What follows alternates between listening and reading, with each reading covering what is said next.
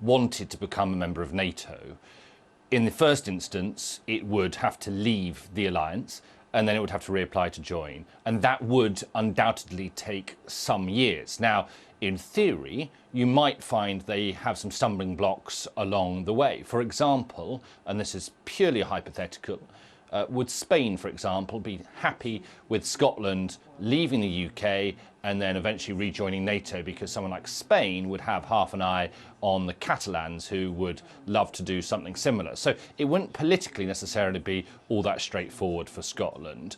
Militarily, I think you would almost certainly run into a hurdle, as was the case a couple of years ago, with what would happen to Trident, Britain's nuclear deterrent, which is currently housed, much to the SNP's dislike, up in Scotland. Now, Britain, or the UK, would not want to keep its nuclear deterrent in a country that was no longer part of the UK and no longer part of NATO. So it would have to look to relocate it at great cost.